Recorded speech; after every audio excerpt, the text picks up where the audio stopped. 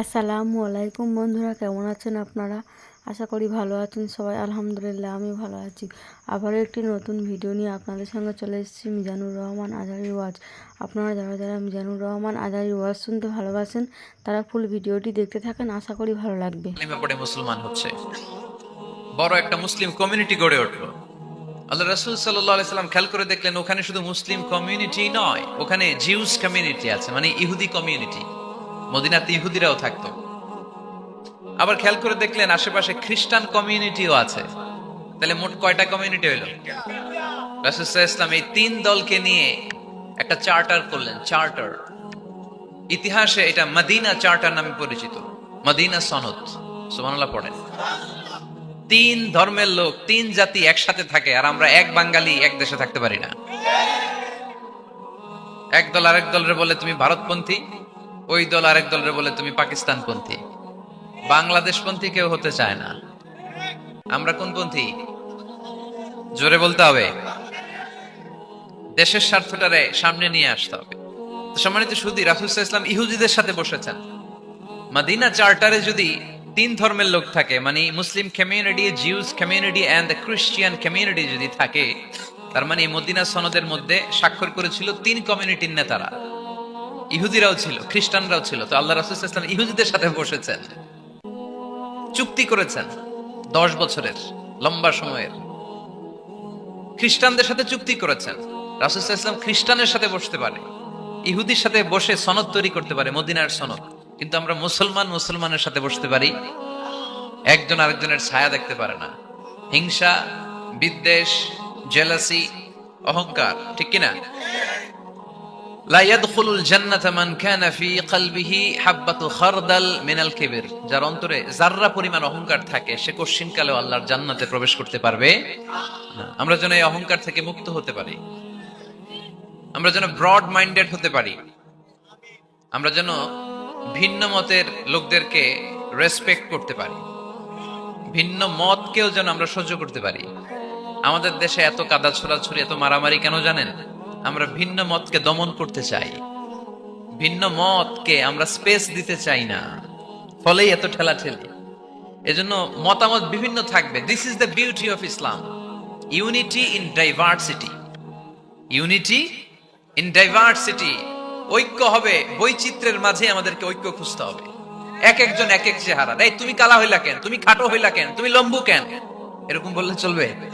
এই মেয়ে তুমি বিএনপি করো কেন, তুমি জামাত ইসলাম করো কেন, সব আওয়ামী লীগ হয়ে যাও, বলা যাবে? তুমি এই পিসাবের মুরিদ কেন, আমি যে যে পিসাবের মুরিদ হইছি ওইখানে আসো না কেন, বলা যাবে? না। Unity in diversity. রাসূল সাল্লাল্লাহু আলাইহি ওয়াসাল্লাম ইহুদিদেরকে স্পেস দিয়েছেন, খ্রিস্টানদেরকে স্পেস দিয়েছেন। মনে রাখতে হবে, ঐক্য প্রক্রিয়ার নাম হচ্ছে, এটা এমন একটা প্রক্রিয়া যেখানে সবাই একই চিন্তা চেতনা পোষণ করবে এমনটা নয়, বরং এক একজনের এক এক চিন্তা, কিন্তু মৌলিক বিষয়ে সবাই এক। ইউনিটি ইন ডাইভার্সিটি, বৈচিত্র্যের মাঝে আমাদেরকে ঐক্য খুঁজতে হবে। প্রিয় ভাইরা, কথা বুঝতে পেরেছেন? আপনারা কি ঐক্যের পক্ষে না বিপক্ষে? আমরা যেন ঐক্যবদ্ধ হতে পারি, আল্লাহ তুমি তৌফিক দান করো। আমরা যেন হিংসা বিদ্বেষ ভুলে যে ইসলামের কল্যাণে কাজ করতে পারি, তুমি তৌফিক দান করো। আরো জোরে পড়ি আমিন। লক্ষ্মীপুর দৌলত খাঁ বাড়ির যুব সমাজের উদ্যোগে আজকের 2 দিন ব্যাপী তাফসীরুল কোরআনের মাহফিলের সমাপনী রজনী। আজকের প্রোগ্রামের সম্মানিত সভাপতি হচ্ছেন অধ্যক্ষ গোলাম সারোয়ার সাইদি পীর সাহেব, আড়াইবাড়ি দরবার শরীফ, আমার প্রিয় নানা ভাই। উনি ফোন করে বললেন যে আসবেন প্রোগ্রামে আর কি। তো আসতেছেন আমার সাথে দেখা করার জন্য, অনেকদিন দেখা হয় না। মাঝখানে মালয়েশিয়াতে গিয়েছিলেন, 2 নানা নাতি মিলে ঘুরছি অনেক জায়গায়। মালয়েশিয়ার এক মন্ত্রণালয়ে আমরা অনেক ঘুরলাম, অনেকের সাথে আমরা মিটিং করলাম। তো হঠাৎ করে শুনলাম এখন স্টেজে ওঠার আগে নানা ভাই অসুস্থ হয়ে গেছে, শ্বাসকষ্ট হচ্ছে। আসার কথা ছিল, এখন হসপিটালে যাবেন। তো আমরা আমার প্রিয় নানা ভাইয়ের জন্য সবাই মিলে আজকের প্রোগ্রাম থেকে দোয়া করি, আল্লাহ তাআলা যেন শিফায়ে কামেলা আজেলা নাসিব করে, খুব দ্রুত সুস্থ হয়ে আবার যেন দাওয়াতি কাজে মনোনিবেশ করতে পারে, আল্লাহ তৌফিক দান করুক। আজকের প্রোগ্রামের সহ সভাপতি হচ্ছেন মাওলানা Aminul Islam.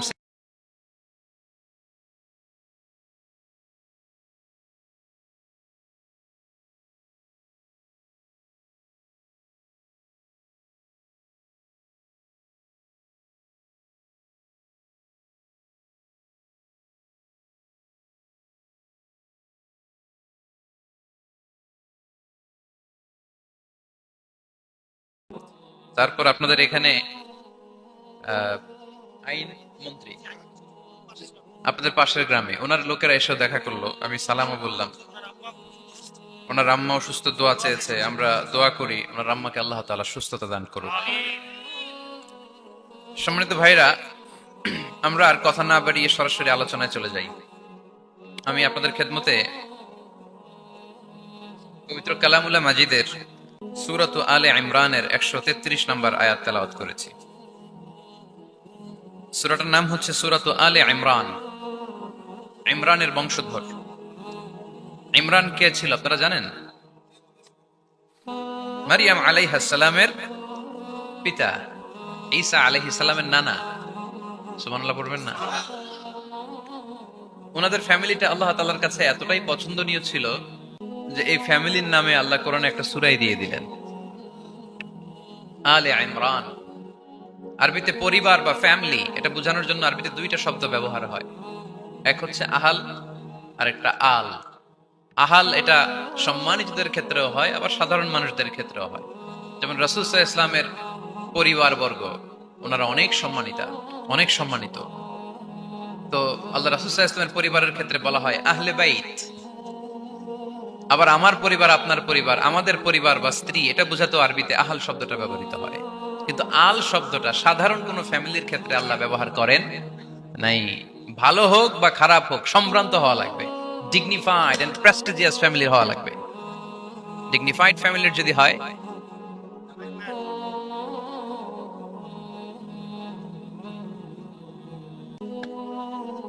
Very dignified and prestigious family যদি হয়, হয়েছে তো ঠিক হয়ে গেছে, বসো বসো বসে যাও। Very dignified and prestigious family যদি হয়, সেক্ষেত্রে আল্লাহ কোরআনে আল বলেছেন। যেমন ইমরানের পরিবারের কথা বোঝাতে যে আল্লাহ বলেছেন আলে ইমরান। দাউদ আলাইহিস সালামের পরিচয় দিতে যে পরিবারের কথা বলতে যে আল্লাহ বলেছেন আলে দাউদ। আবার ফেরাউনের বংশ বা পরিবারের কথা বলতে যে আল্লাহ বলেছেন আলে ফিরআউন। তাহলে পরিবারের আরবি দুইটা, একটা আল আর একটা আহাল। আহাল এটা সম্মানিত এবং সাধারণ উভয় ক্ষেত্রেই ব্যবহার করেন আল্লাহ তাআলা। আর আল এটা শুধু ডিগনিফাইড এন্ড প্রেস্টিজিয়াস ফ্যামিলি, ভালো হোক ফ্যামিলিটা বা খারাপ হোক, সেক্ষেত্রে আল্লাহ ব্যবহার করেন।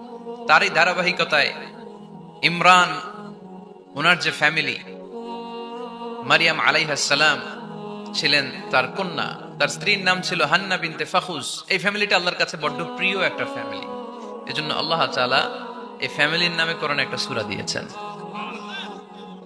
কোরআনের চ্যাপ্টারাইজেশন গুলো অনেক সুন্দর। আমি প্রায় বলে থাকি মানুষের নামে সূরা, প্রাণীর নামে সূরা।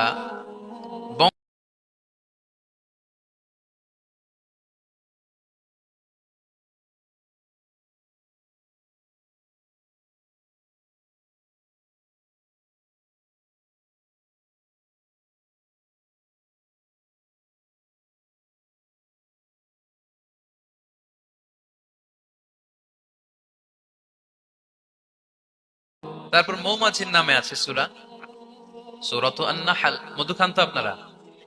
মধু, খাঁটি মধু পাওয়া যায় এলাকায়, খুব পাওয়ারফুল খাবার। কিন্তু সাইবেরিয়ান এলাকায় ওরা মদ খায়। জিজ্ঞেস করলাম কেন? কয় খুব ঠান্ডা। আমি বললাম মধু খাইও, আরো বেশি গরম হবা। মদ খেলেও শরীর গরম হয়, কিন্তু মধু খেলে তার চেয়ে বেশি গরম হয়। রাসূল সাল্লাল্লাহু আলাইহি ওয়াসাল্লাম মধু খেতেন। কিছু কিছু হাদিয়া আল্লাহ রাসূল সাল্লাল্লাহু আলাইহি ওয়াসাল্লাম ফিরিয়ে দিতেন না। এর মধ্যে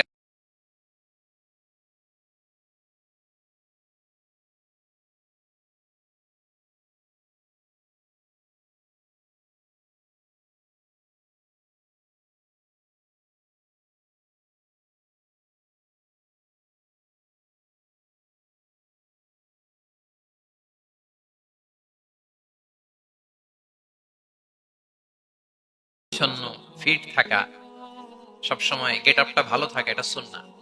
আল্লাহ রাসূল সাল্লাল্লাহু আলাইহি ওয়াসাল্লাম কোন বিদেশি ডেলিগেট আসলে তাদের সাথে দেখা করার আগে সময় নিতেন, নিজেকে গুছিয়ে নিতেন। সুবহানাল্লাহ পড়েন। চুলগুলো আঁচড়ে রাখতেন এই চিরুনি দিয়ে। তাহলে ব্যক্তিগত কসমেটিক্স বক্সে আল্লাহ রাসূল সাল্লাল্লাহু আলাইহি ওয়াসাল্লাম যে জিনিসগুলো রাখতেন, তোর মধ্যে একটি হচ্ছে চিরুনি।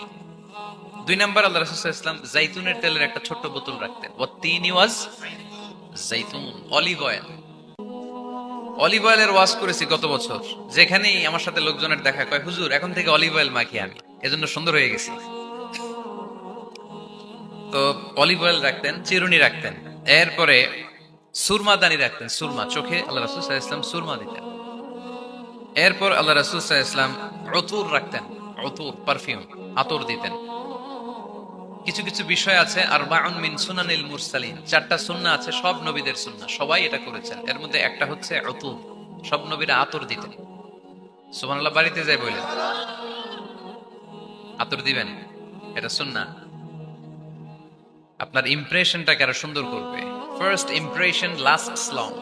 প্রথম দেখায় যারা ভাল লাগে এটা সবসময় ভাল লাগে, ঠিক কিনা? প্রথমেই যদি কারোর সাথে কথা বলতে যাওয়ার পরে দেখা যায় আপনারা দেখতে খারাপ লাগে, গায়ে দুর্গন্ধ, আসবে আর আপনার কাছে? আসবে না। এরপর আসিওয়াক, ওই কসমেটিক্স বক্সে আল্লাহ রাসূল সাল্লাল্লাহু আলাইহি ওয়াসাল্লাম মেসওয়াক রাখতেন। কি রাখতেন? এটাও সব নবীদের সুন্নাত। তো আমরা যেন পরিপাটি থাকি, সব সময় যেন পরিপাটি থাকি। তো মৌমাছির নামে সূরা দিলেন, এরকম এক ভাই বলল যে মাকড়সার নামে, হ্যাঁ, আল আনকাবুত নামে সূরা দিয়েছে। এভাবে আল্লাহ তাআলা পরিবারের নামে সূরা দিয়েছেন। ওই সূরাটার নাম আলে ইমরান। কি নাম? সূরাটার নাম হচ্ছে আলে ইমরান। সূরাটার নাম কি? আলে ইমরান। এখানে আল্লাহ তাআলা 133 নম্বর আয়াতে আমাদের অ্যাপ্রোচিং ঠিক করে দিয়েছেন। ডানে যাব না বায়ে যাব? কই যাবেন? ডানে যাবেন। ডানে আছে ক্ষমা আর আছে জান্নাত। ডানে আছে কি আর আছে? সবাই বলেন, ডানে আছে কি আর আছে?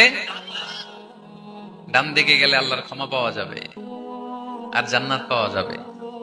এই দুইটাই তো দরকার, বেশি কিছু লাগে নাকি?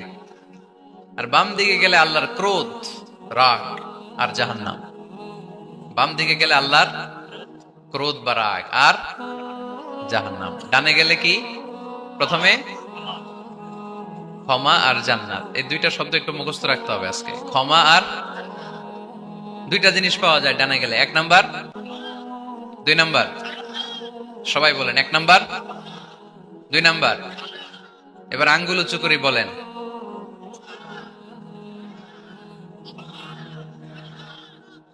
মাশাআল্লাহ। তাহলে ডানে গেলে পাওয়া যায় ক্ষমা আর জান্নাত, বায়ে গেলে পাওয়া যায় আল্লাহর ক্রোধ বা রাগ আর জাহান্নাম। নাও দ্য ডিসিশন ইজ ইয়োর্স। সিদ্ধান্ত আপনাদের। Where to go, where to approach and where to proceed, where to move on. কোন দিকে যাবেন? এই কয়েকজনের সিদ্ধান্ত ডানে, বাকিদের? আপনাদেরও ডানে? যারা দাঁড়ায় আছেন তাহলে আওয়াজ করে বলতে হবে, ছুটবো কোথায়, ডানে না বায়ে? আল্লাহ এটাই বলেছেন, ওয়াসারিউ ইলা মাগফিরাতিন মির রাব্বিকুম ওয়া জান্নাতিন আরদুহা আস-সামাওয়াতু ওয়াল আরদ। ছোট, সারিউ মানে ছোট। যারা আলেম আছেন তারা জানেন সারিউ মানে কি? ছোট। ধাবিত হও ইলা মাগফিরাতিন মির রাব্বিকুম, তোমার রবের পক্ষ থেকে ক্ষমার দিকে, ওয়া জান্নাতিন আর এমন জান্নাতের দিকে, আরদুহা আস-সামাওয়াতু ওয়াল আরদ, যে জান্নাতের বিস্তৃতি হচ্ছে আকাশ জমিন বিস্তৃত। পড়েন সুবহানাল্লাহ। তাহলে আল্লাহ ডান দিকে ছুটতে বললেন, ক্ষমার দিকে ছোট, জান্নাতের দিকে ছোট। ক্ষমা লাভের প্রতিযোগিতা করো, জান্নাত লাভের প্রতিযোগিতা করো। কিন্তু আমরা কি ক্ষমা আর জান্নাত লাভের প্রতিযোগিতা করি? আমরা কি ভালো কাজের প্রতিযোগিতা করি? আল্লাহ বললেন ফাস্তাবিকুল খায়রাত, ভালো কাজের জন্য প্রতিযোগিতা করো। আমরাও প্রতিযোগিতা করি খারাপ কাজের, তাই না? দুনিয়া কামানোর প্রতিযোগিতা করি আমরা। কি করে বেশি অর্থ উপার্জন করে যায়, হালাল পন্থায় হোক বা হারাম পন্থায় হোক, টাকা কামানোর প্রতিযোগিতা আসরা নাই। ক্ষমতার দাপট দেখিয়ে লড়াইয়ে টিকে থাকার প্রতিযোগিতা করি আমরা, জোরে কোন ঠিক কিনা? আমরা প্রাসাদ বানানোর প্রতিযোগিতা করি, আমরা বিশ্ব সুন্দরীর প্রতিযোগিতা করি, আমরা প্রতিযোগিতা করি কে হবে মাসুদ রানা। এটাও জানেন আপনারা? কে হবে সৎ মানুষ, কে হবে আদর্শ বাংলাদেশী, এরকম প্রতিযোগিতা আছে। সবাই কি হইতে চায়? মাসুদ রানা। বিশ্ব সুন্দরীর প্রতিযোগিতা, মাসুদ রানার প্রতিযোগিতা, টাকা কামানোর প্রতিযোগিতা, ক্ষমতার লড়াইয়ে টিকে থাকার প্রতিযোগিতা। কিন্তু আল্লাহ বললেন নো, ফাস্তাবিকুল খায়রাত, ভালো কাজের প্রতিযোগিতা করো। আল্লাহ বুঝাতে চাইলেন দুনিয়ার ক্ষণস্থায়ী প্রতিযোগিতায় নেমে সময় নষ্ট করো না, ভালো কাজের প্রতিযোগিতা করো। আর ক্ষমার জান্নাত লাভের জন্য ছোট, এটা এমন জান্নাত যেই জান্নাতটা আকাশ জমিন বিস্তৃত। সুবহানাল্লাহ। ওয়াসারিউ ইলা মাগফিরাতিম মির রাব্বিকুম ওয়া জান্নাতিন আরদুহাস সামাওয়াতু ওয়াল আরদ উইদ্দাত লিল মুত্তাকিন। সুবহানাল্লাহ পড়েন। ও আমার গোলামেরা, আমার বান্দারা, ছোট দৌড়াও, জান্নাতের দিকে দৌড়াও, ক্ষমার দিকে দৌড়াও। ক্ষমা অর্জনের জন্য প্রতিযোগিতা করো, জান্নাত লাভের প্রতিযোগিতা করো। এমন জান্নাত আরদুহাস সামাওয়াতু ওয়াল আরদ, যেই জান্নাত আকাশ জমিন পর্যন্ত বিস্তৃত, বিশাল জান্নাত। জান্নাতে কি ধাক্কাধাক্কি আছে? ঠেলাঠেলি, জায়গা নিয়ে মারামারি? আমাদের বাংলাদেশে জায়গা নিয়ে মারামারি আছে না নাই? কোর্ট পর্যন্ত গড়ায়, তাই না? সামান্য 1 বিঘত জায়গার জন্য কোথায় চলে যায়? কোর্টে। কোর্ট পর্যন্ত গড়ায়। কিন্তু জান্নাতে এই জায়গা নিয়ে ধাক্কাধাক্কি হবে? বিশাল জান্নাত, বিশাল জান্নাত। সর্বশেষ যেই লোকটা 1000 বছর জাহান্নামে পড়ার পরে জান্নাতে ঢুকবে, ওই লোকের জান্নাতের যে সাইজ হবে, এটা এই দুনিয়ার সাইজের 10 গুণ বড় হবে। আগের কালে আমাদের যে দরজাগুলো ছিল গ্রাম বাংলায়, দরজাগুলোর 2টা কপাট ছিল, জানেন? 2টা কপাট একসাথে আইনার পরে তালা লাগাইতো। এখনই না 1 কপাটের দরজা শার্ট করে খুলে যায়, এখনো আছে। তো আল্লাহ রাসূল সাল্লাল্লাহু আলাইহি ওয়াসাল্লাম বললেন, জান্নাতের যে দরজার 2টা কপাট, এই 2টা কপাটের একটা কপাট কত বড় শোনো। ইন্না আল মিসরাআইন মিন মাসারি'আল জান্নাহ মা বাইনা মাক্কাহ ওয়া হাজার। জান্নাতের 2 দরজার 2 কপাটের একটার সাইজ হচ্ছে সৌদির মক্কা শহর থেকে বাহরাইনের হাজার শহর যত দূর, জান্নাতের একটা কপাটের দূরত্ব তত দূর। এর মানে হচ্ছে সৌদির মক্কা শহর থেকে বাহরাইন যত দূর, ওই হিসাবে কয়েকশো কোটি লোক, কয়েকশো একসাথে জান্নাতে ঢুকবে। এক ধাক্কায় কয়েকশো কোটি কিংবা কয়েক হাজার কোটি ঢুকে যাবে। তাহলে ওই জান্নাতে কোনো ধাক্কাধাক্কি, ঠেলাঠেলি, কিলাকিলি? সুবহানাল্লাহ পড়ে। ওয়াসারিউ ইলা মাগফিরাতিম মির রাব্বিকুম ওয়া জান্নাতিন আরদুহাস সামাওয়াতু ওয়াল আরদ উইদ্দাত লিল মুত্তাকিন। আল্লাহ বললেন ক্ষমার দিকে ছোট, আর এমন জান্নাতের দিকে ছোট যেই জান্নাতটা আকাশ জমিন বিস্তৃত। উইদ্দাত লিল মুত্তাকিন।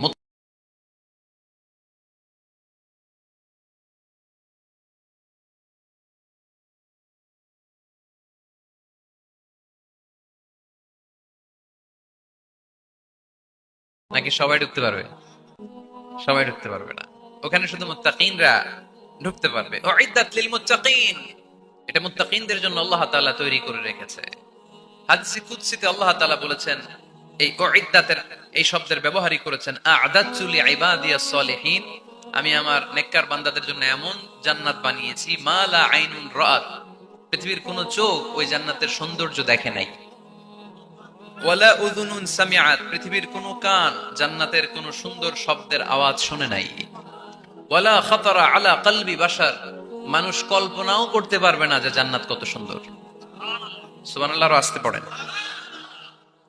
আল্লাহ বললেন উইদ্দাত লিল মুত্তাকিন, আমি আমার মুত্তাকিন বান্দাদের জন্য তৈরি করেছি। মুত্তাকিরা ছাড়া কেউ জান্নাতে প্রবেশ করতে পারবে নাকি? পারবে না। এখন মুত্তাকি কারা, তাদের বর্ণনা আল্লাহ সামনে দিবেন, শুনবেন আপনারা। আচ্ছা, এটা হচ্ছে কোরআনের একটা বর্ণনা ভঙ্গি। কোরআনের মধ্যে অনেক বেশি কোহেরেন্স আছে, সিকোয়েন্সটা অনেক সুন্দর। যখনই আল্লাহ বলবেন কাফিরিন, কাফের কারা, তার বর্ণনা দিবেন। এরপর যখন আল্লাহ বলবেন মুনাফিকিন, মুনাফিকিন কারা, আল্লাহ বর্ণনা দিবেন। এরপর যখনই আল্লাহ বলেছেন মুত্তাকিন, মুত্তাকিন কারা, তারপরে তার বর্ণনা দিবে। সুবহানাল্লাহ পড়ে। যেমন আল্লাহ সূরা বাকারার শুরুতেই মুত্তাকিদের বর্ণনা দিয়েছেন। আল্লাহ দ্ব্যর্থহীন কণ্ঠে ঘোষণা করে বলেছেন যালিকাল কিতাবু লা রাইবা ফীহি হুদাল লিল মুত্তাকিন, এই কিতাবটা এমন কিতাব যেই কিতাবে কোনো সন্দেহ নাই, আর এটা হুদাল্লিল, সবাই বলেন হুদাল্লিল, এটা মুত্তাকিদের জন্য পথ প্রদর্শনকারী। যে কাউকে এই কিতাব পথ দেখায় না। ওয়ালা ইয়াজিদিজ জালিমিনা ইল্লা খাসারা, জালেমদেরকে এই কিতাব পথ দেখায় না, তাদের ক্ষতির মাত্রাটাই বাড়ায়। মুত্তাকিদের পথ দেখায়, জালেমদের ক্ষতির মাত্রা বাড়ায়। দোষ কি কোরআনের? কোরআনের না। যেমন দুধ, এটা সবার উপকারে আসে না, কিন্তু দোষটা কি দুধের? দুধ হচ্ছে সুষম খাবার, এটার মধ্যে খাদ্য উপাদানের যে 6টা পোরশন সবটাই আছে, কিন্তু সবাই হজম করতে পারে না। পেট যদি খারাপ হয় দুধ খাওয়া যাবে? তাহলে দোষ কি দুধের না যার পেট খারাপ তার? সুবহানাল্লাহ পড়ে। কোরআনের কোনো দোষ নাই, এটা হুদাল্লিল মুত্তাকিন, এটা মুত্তাকিদের জন্য পথপ্রদর্শনকারী। মুত্তাকি কারা?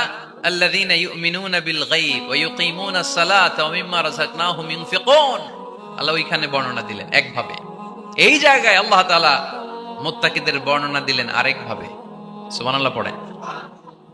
আল্লাহ বললেন উইদ্দাত লিল মুত্তাকিন, এই ক্ষমা, এই জান্নাত যেই কাউকেই দেয়া হবে না, যারা মুত্তাকিন তাদেরকেই দেয়া হবে। সুবহানাল্লাহ। তাহলে আজকে আমরা মুত্তাকি হয়ে ফিরে যেতে চাই। 3 জন চাই শুধু, এখন 15-20 জন হয়েছে। সবাই যান। এলাকার লোকদের একটু গলায় সাউন্ড কম এমনি আগে থেকেই, তাই না? কিছু এলাকা আছে, আমরা তো সারা দেশ চড়ে বেড়াই। We move from the one corner of the country to the another corner. আজকে আছি সকালে এখানে, এরপরে চলে গেছি কক্সবাজার, এরপর আবার খুলনা। আমরা জানি কাদের গলায় জোর বেশি। ফেনীতে, নোয়াখালীতে বক্তার কথা কওয়া লাগে না, কথা কয় শ্রোতারা। আমরা ক বললে টাইনা নিয়ে ওটার কলিকাতা বানাইয়া স্লোগান। কলিকাতা কই নাই আমি, শুধু ক বলছি। কি বলছি? ওটারে টাইনা কি বানাইছে? কলিকাতা। তো শ্রোতাদের একটা বড় রোল আছে, they have huge role in this তাফসীর প্রোগ্রাম। আপনাদের একটা ভালো রোল প্লে করতে হবে। আপনারাই পারেন আমাদের থেকে আলোচনা বের করে নিয়ে আসতে। আপনারা যদি জিমাইতে থাকেন আর আমি যদি গুতায়ও আওয়াজ বের করতে না পারি, আমার ভেতর থেকে কথা বেরোবে না। আর আপনারা যদি প্রাণবন্ত থাকেন, সজীব থাকেন শেষ পর্যন্ত, তাহলে কোরআনের সুন্দর সুন্দর কথাগুলো আল্লাহ আমার মুখ দিয়ে বের করায় দিবে। আমরা আজকে কি হয়ে ফিরে যেতে চাই? নাকি মাসুদ রানা? কি হইতে চাই? তাহলে রিয়েলিটি শো একটা এরকম হওয়া দরকার। কে হবে?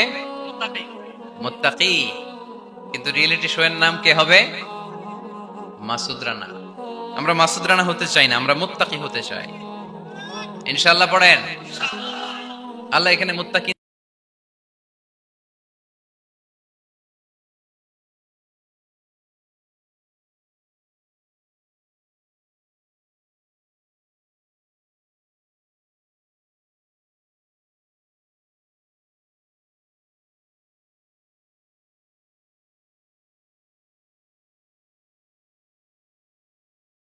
সাকসেসফুল, তা না হইলে কোনো লাভ নাই। কোনো লাভ আছে? এত ক্যামেরা, এত লাইটিং ফাইটিং করে কি লাভ? এই যে ছুটে আসছেন শীতের রাত, আমি তো এত জেলায় ঘুরলাম, এরকম শীত পাই নাই। আপনাদের লক্ষ্মীপুরে যেই শীত, মাশাআল্লাহ, আমি গাড়ি থেকে বেরোই কাঁপতে শুরু করছি, খুব ঠান্ডা লাগতেছিল আমার কাছে। তো এই যে শীতের রাতে মাফলার টাফলার পেঁচায় অনেক রাত পর্যন্ত আপনার দাঁড়ায় দাঁড়ায় শুনবেন, হিসাব খুব সোজা সাপটা। মুত্তাকি হয়ে ফিরে যেতে চাই, জীবন পাল্টাতে চাই, সময় নষ্ট করতে আসি নাই। সময়ের অনেক দাম, সময়ের দাম দিতে শিখেন। সময়গুলো অনেক দামি। সো আজকের আলোচনা থেকে আমরা কিছু নিয়ে যাব, শিখে যাব। আর কি হয়ে ফিরে যাব? বৈশিষ্ট্য কয়টা? তাহলে একটু চেক করবো যে আছে কিনা আমাদের মধ্যে এই গুণগুলা। থাকলে ভালো, অনেকের হয়তো আছে। যদি না থাকে, এগুলো আমাদের ধারণ করতে হবে। কথা কি ক্লিয়ার না? আলহামদুলিল্লাহ। মুত্তাকির প্রথম বৈশিষ্ট্য, আল্লাযীনা ইউনফিকুনা ফিস সাররাই ওয়াদ দাররা। মুত্তাকিনরা সুখে দুঃখে সব সময় দান করে, সচ্ছল অসচ্ছল উভয় অবস্থায় দান করে। সচ্ছল অবস্থায় তারা বেশি দান করে, কিন্তু অসচ্ছল অবস্থায়ও করে। বেশি হয়তো করে না, কিন্তু কম করে করে, কিন্তু দান করে। এজন্য আল্লাহ বললেন আল্লাযীনা ينفقون في السراء والضراء والكاظمين الغيظ والعافين عن الناس والله يحب المحسنين. سبحان الله. আমার মুত্তাকি বান্দাদের প্রথম বৈশিষ্ট্য, ইউনফিকুনা ফিস সাররাই ওয়াদ দাররা, সুখে দুঃখে সচ্ছল কিংবা অসচ্ছল যে অবস্থায় থাকুক না কেন তারা আমার রাস্তায় দান করে। দান করলে খুশি হয়ে যায় কে? সাদাকা করলে আপনারে পছন্দ করবে কে? জাকাত দিলে পছন্দ করে কে? দে জাকাত, দে জাকাত তোরা দে রে জাকাত, দে জাকাত, দে জাকাত তোরা দে রে জাকাত, তোর দিল খুলবে পরে আগে খুলুক হাত, দে জাকাত, দে জাকাত তোরা দে রে জাকাত। পড়েন আমিন। দিল পরে খুলবে, আগে হাত খুলতে হবে। উপরের হাত নিচের হাতের চাইতে সেরা। যে ব্যক্তি নেয় তারে আল্লাহ পছন্দ করে না, যে ব্যক্তি দেয় তারে ভালোবাসে কে? আল্লাযীনা ইউনফিকুনা ফিস সাররাই ওয়াদ দাররা, আমার মুত্তাকি বান্দারা সুখে দুঃখে সচ্ছল অসচ্ছল উভয় অবস্থায় আমার রাস্তায় দান করে। তার মানে মুত্তাকি যদি নিজেকে মুত্তাকি হিসেবে এস্টাবলিশ করতে চান, দান করার ধারাবাহিকতাটা অব্যাহত রাখতে হবে, থামানো যাবে না। একটা সময় ভালো যাচ্ছে আমার,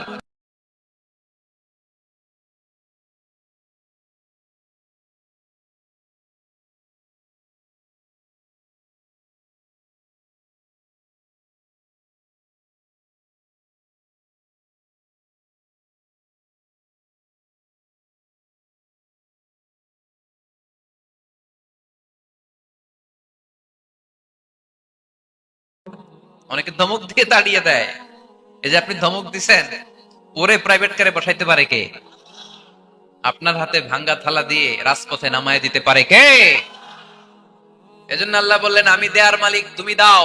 তুমি দিলে তোমার হাত আমি ভরে দেব। আল্লাহু আকবার। মদিনার জমিনে সবচাইতে গরীব সাহাবীর নাম ছিল সাইয়েদনা বেলাল আল হাবাশী রাদিয়াল্লাহু তাআলা আনহু। বিশ্বনবীর খাস মুয়াজ্জিন। ইথিওপিয়া থেকে ইসলামের সুশীতল ছোঁয়ায় এসে মদিনায় বিশ্বনবীর হাতে হাত রেখে কালিমা পড়ে মুসলমান হয়েছে। দেখতে ছিল কুচকুচে কালো, কিন্তু হৃদয়টা ছিল সাদা। মদিনার সবচাইতে গরীব সাহাবী। লজ্জাস্থান ঢাকার মতো একটা লুঙ্গি ছিল, এছাড়া আর কিছু ছিল না। শুধু আমাদের লজ্জাস্থান ঢাকার মতো একটা লুঙ্গি আছে, আর কিছু নাই। এরকম কে কে আছেন? হাত তোলেন।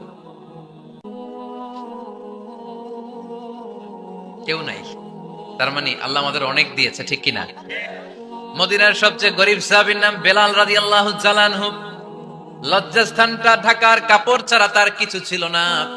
ওই বেলাল রাদিয়াল্লাহু তাআলা আনহুকে ডেকে বিশ্বনবী বললেন, আনফিক ইয়া বেলাল, ও বেলাল তুমিও আল্লাহর রাস্তায় দান করো।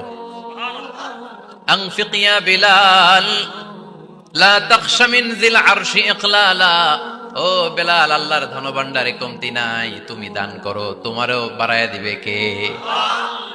যে বেলাল রাদিয়াল্লাহু তাআলা আনহু লুঙ্গিটা পরা ছাড়া আর কোনো সম্পত্তি ছিল না, এই লুঙ্গিটাই সম্পদ, আর কিচ্ছু নেই। ওই বেলালকে বিশ্বনবী বলেছেন, দান করো বেলাল, কিপটামি করো না। যে রবের সন্তুষ্টির জন্য তুমি দান করবা, ওই রবের কোনো কমতি নাই, ঘাটতি নাই। গোটা বিশ্বের সবার সব ডিমান্ড পূরণ করে দিল, যার যত চাহিদা সব দিয়ে দিল, আমার আল্লাহর ধনভাণ্ডারের 1 ইঞ্চিও কমবে না। এজন্য মুত্তাকিদের প্রথম বৈশিষ্ট্য, আল্লাযীনা ইউনফিকুনা ফিস সাররাই ওয়াদ দাররাই ওয়াল কাযিমিনাল গায়যা ওয়াল আফিনা আনিন নাস ওয়াল্লাহু ইউহিব্বুল মুহসিনিন। মুত্তাকিনদের প্রথম বৈশিষ্ট্য, সুখে দুঃখে সব সময় দান করে একজনের খুশির জন্য। তিনি কে? দান করলে যে আল্লাহ বাড়ায় দেয়, বিশ্বাস হয়? বিশ্বাস হয়? বাড়িয়ে দিবে আল্লাহ। মাসালুল লাযীনা ইউনফিকুনা ফি সাবিলিল্লাহি কামাসালি হাব্বা أنبتت 7 سنابل في كل سنبلة 100 حبة والله يضاعف لمن يشاء والله واسع عليم। সুবহানাল্লাহ পড়ে। আল্লাহর রাস্তায় দানের দৃষ্টান্ত চারা গাছের মতো। যেই চারা গাছ রোপণ করে দিলে সেখান থেকে শীষ গজায় 7টা। ওই 7টা শীষ থেকে, প্রতিটা শীষ থেকে হয় শত শস্য দানা, মানে 700। আপনি 1 টাকা দান করলে আল্লাহ 7 গুণ, 100 গুণ থেকে 700 গুণ বাড়ায় দিবে।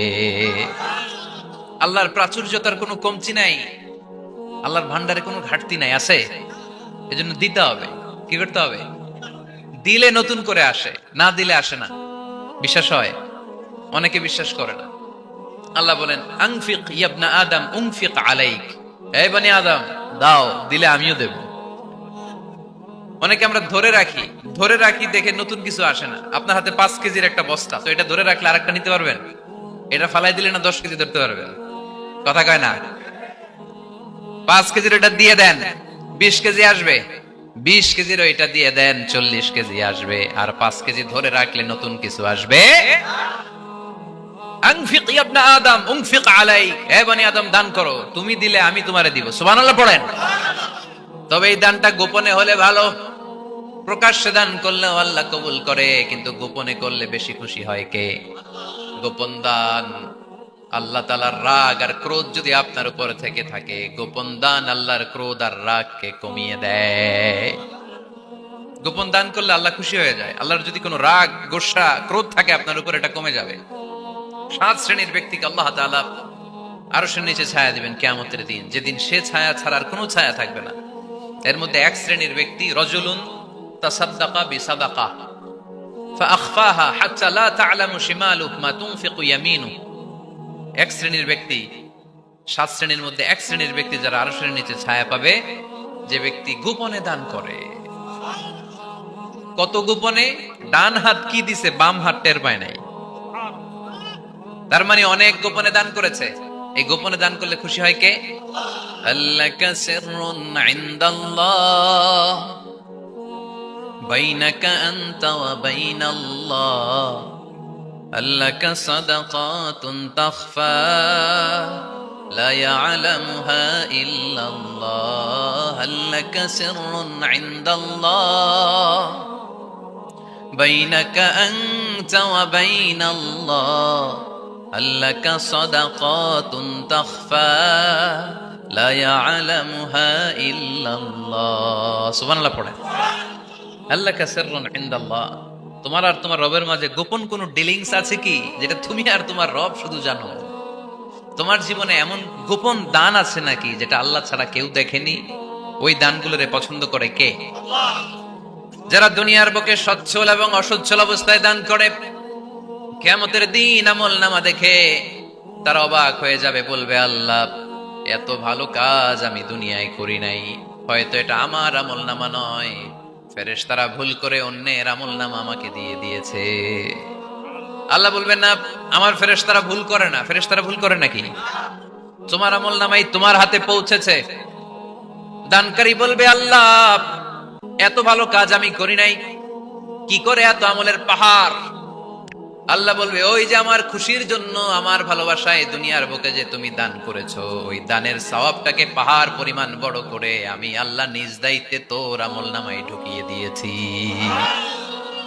সেই বুখারীর বর্ণনা, কামা ইউরাব্বি আহাদুকুম ফুলুয়াহু, তোমরা তোমাদের গাভী যেমনি পালো। বাছুর পালন কারা কারা দেখি লক্ষ্মীপুরে? মাশাআল্লাহ।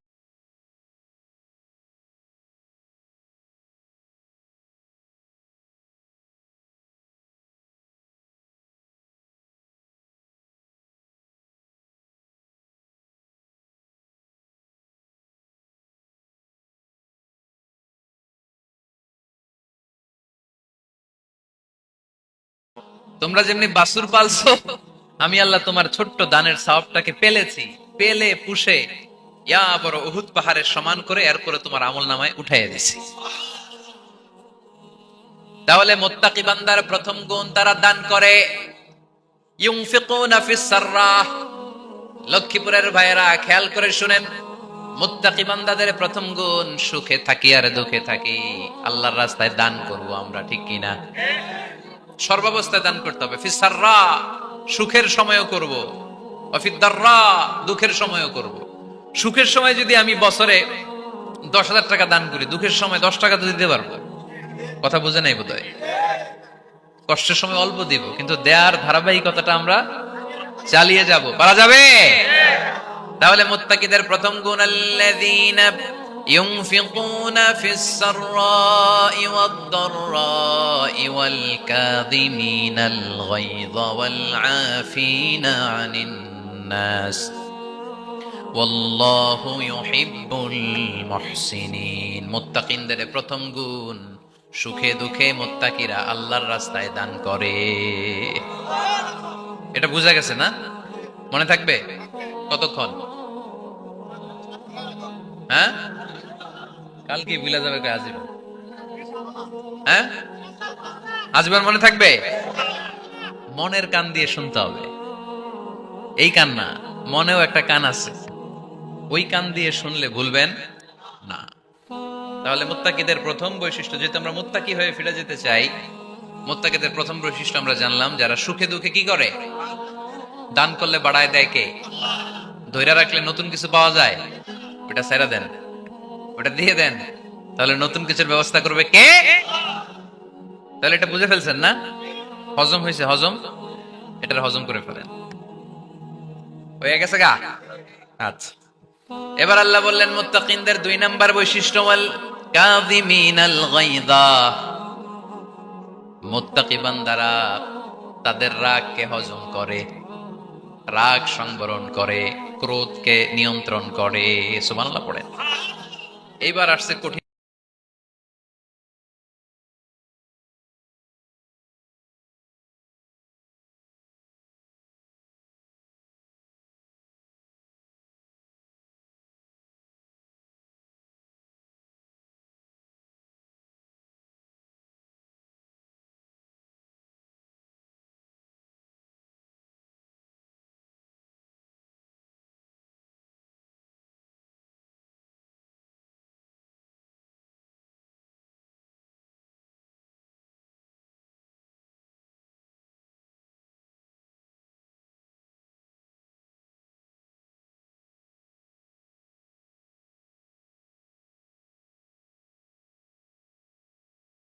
ঘরে ঘরে রাগ।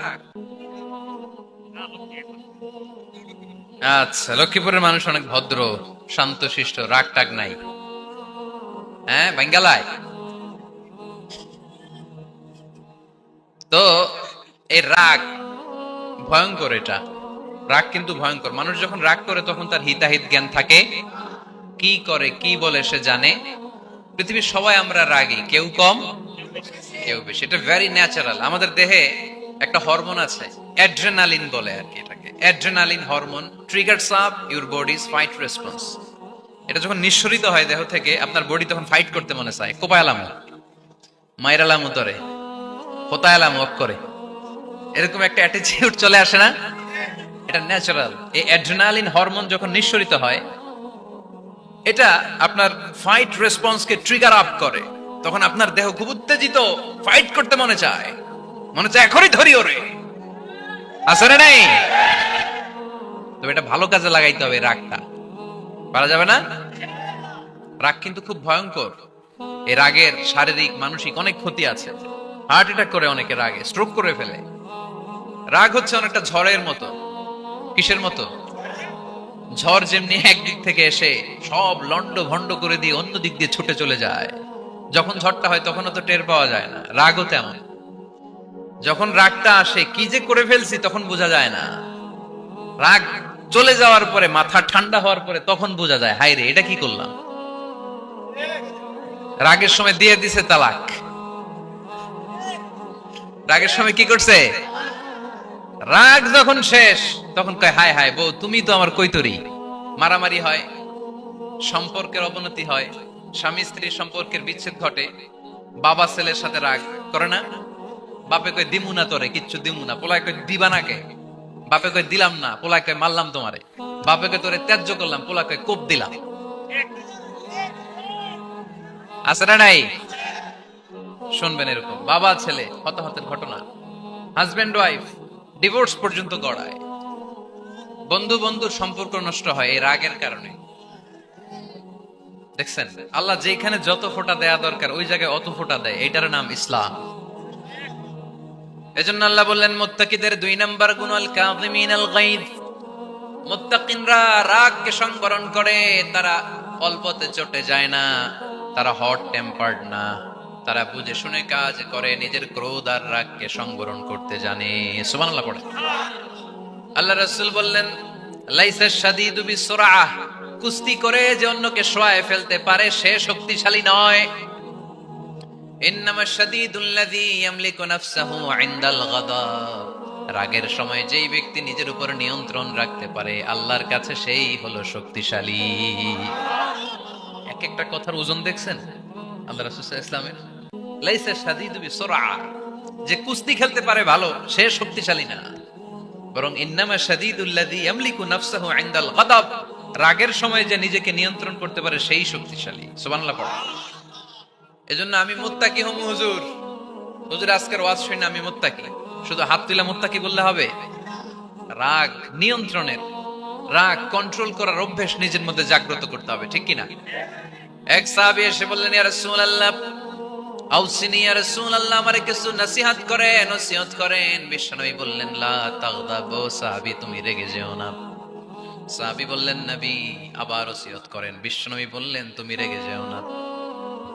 সাহাবী বললেন, শুনলাম তো এটা, আরেকটা কিছু কোন। বিশ্বনবী বললেন, রেগে যেও না।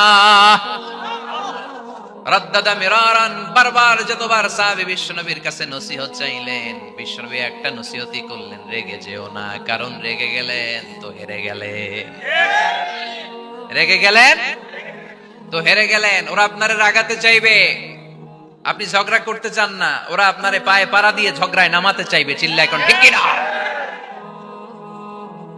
ওরা পায়ে পাড়া দিয়ে ঝগড়া করবে, ওরা আপনারে অলওয়েজ পোক করবে, ওরা আপনারে হট টেম্পার্ড বানাতে চাবে, আপনারে অস্থির করে দিতে চাবে। কিন্তু ফর্মুলা আমাদের ভালো জানা আছে। আমরা কোরআন থেকে ফর্মুলা নিয়ে চলি, মানব রচিত কোনো ফর্মুলায় আমরা চলি না। জোরে বলেন ঠিক কি না?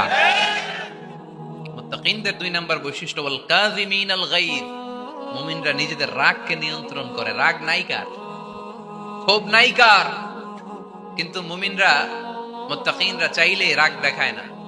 তারা রাগকে কি করে?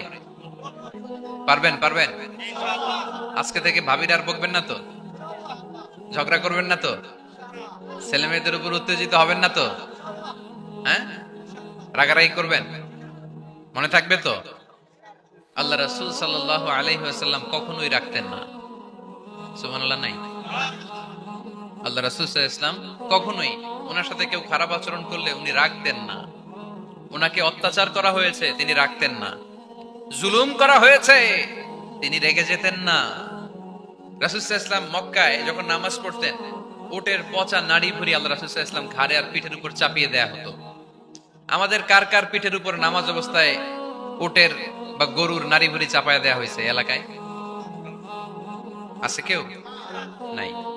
তায়েফের ময়দানে আল্লাহ রাসূল সাল্লাল্লাহু আলাইহি ওয়াসাল্লাম দাওয়াত দিতে গেলেন, নিজের লাভের জন্য না তায়েফবাসীদের লাভের জন্য? খেয়ে না খেয়ে দিন প্রচারের কাজে নিজেকে দিয়েছ বিলিয়ে, তায়েফের কাফিরেরা চিনল না সে আলো, দুষ্ট ছেলেদের পিছু দিল লেলিয়ে, পাথরের আঘাতে ক্ষত বিক্ষত হয়ে সারা শরীর থেকে রক্ত ঝরে। হে রাসূল তোমাকে ভুলি আমি কেমন করে, হাজার ব্যথা বেদনার পরে। ফিরে আসনি তুমি আপন ঘরে, দিনের আলো তুমি ছড়িয়ে দিতে, চলে গেলে মদিনায় মক্কা ছেড়ে। হে রাসূল তোমাকে ভুলি আমি কেমন করে, হে রাসূল তোমাকে ভুলি আমি কেমন করে। ঠিক কি না?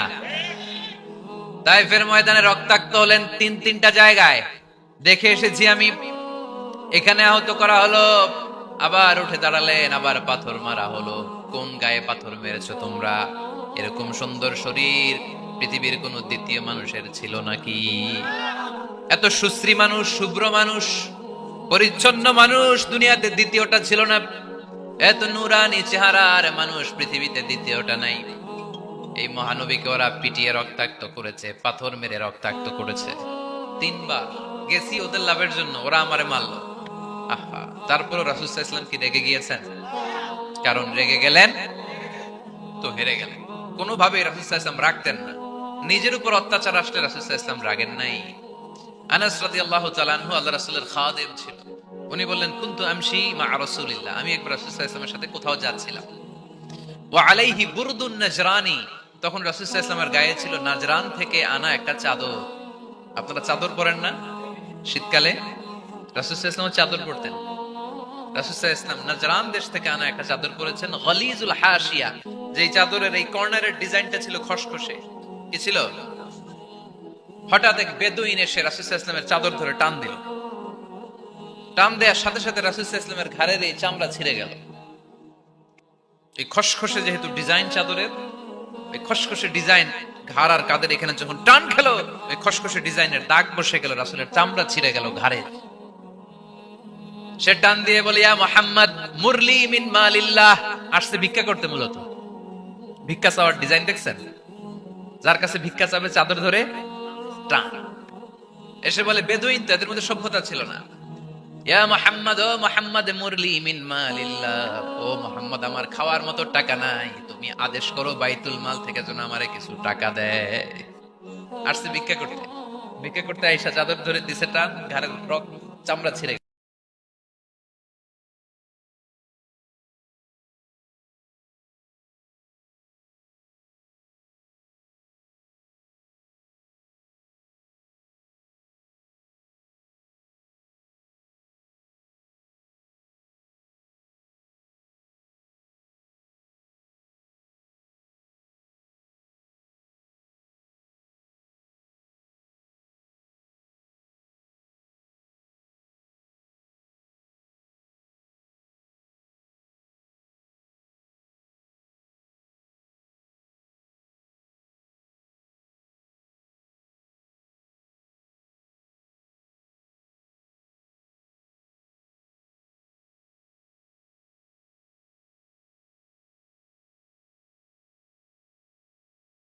দিয়ে ঘাড়ের চামড়া ছিঁড়ে ফেলেছে। রাসূল তাকিয়ে মুচকি হাসি দিলেন। মুচকি হাসি দিয়ে বললেন, যাও বাইতুল মাল থেকে কিছু সম্পদ ওরে দিয়ে দাও। ভিডিওটি ভালো লাগলে একটি লাইক, কমেন্ট ও শেয়ার করে পাশে থাকবেন বন্ধুরা। আরও নতুন নতুন ভিডিও পেতে চ্যানেলটিকে সাবস্ক্রাইব করবেন। যারা শেষ পর্যন্ত ভিডিওটা দেখেছেন তাদের জন্য অনেক অনেক ভালোবাসা থাকলো বন্ধুরা। ভালো থাকবেন, ধন্যবাদ।